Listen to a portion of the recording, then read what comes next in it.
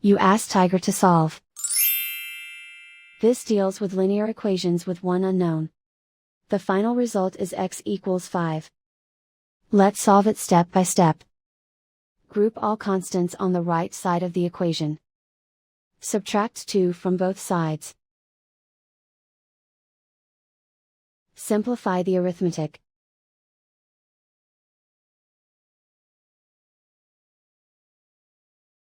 Isolate the x.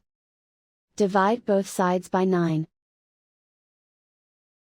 Simplify the fraction.